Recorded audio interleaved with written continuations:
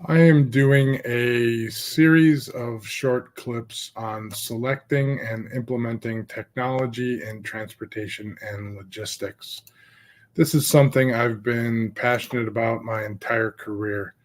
I was so passionate about it, I changed from operating transportation and logistics companies to assisting them uh, in implementing uh, solutions about 13 years ago.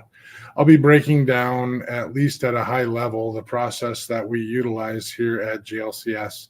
The more you know about the industry and technology utilized in the industry, the better off you'll be. But I caution you to remain humble and make no assumptions in any initiatives you take moving forward. Yesterday, I talked about defining the why you are moving forward with a project. And today we're going to talk about stating your case. So at this point, you've defined why, you've researched your current state to some level and determined that there's a need to move forward.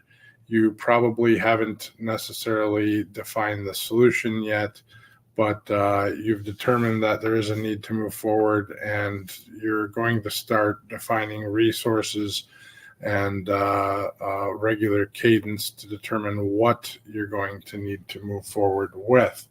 So, with that being said, we have a few established processes that we recommend everyone take. So, first and foremost, starting a regular communication plan with personnel at your company. This, typically you might think this is putting the cart before the horse, but determining how often you're going to communicate within your team on what you're going to be doing within this project is a regular, regardless of who's involved with the project, regular communication associated with the project and how you're going to communicate what is going on with the project is certainly important. Continuing to define the project resources and generalizing a timeline associated with project resources. These are wise moves. Project resources, basically are people. Typically in a project, we're going to call them resources. I think that we need to do better than that and call them people. But this all comes down to start piecing a project timeline together.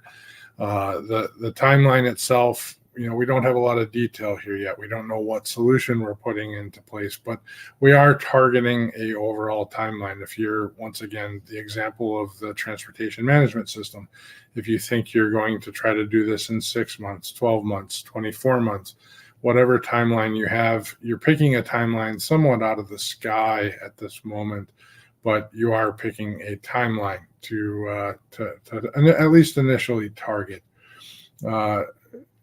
That generalized timeline may also include, we want to have a solution targeted within a 60-day period. Beyond this, we strongly recommend that you take action to create a project charter.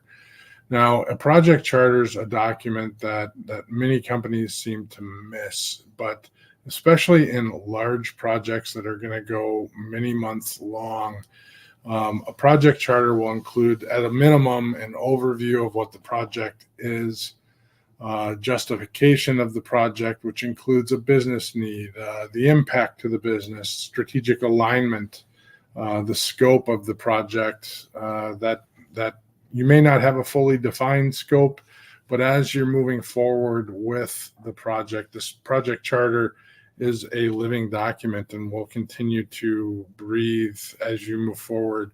It will grow with the project, especially as you're defining requirements and building things out. Requirements can be included in a project charter as well. Initially, you're going to have some very high level requirements, but and a very high level scope of work. So major deliverables could be in there.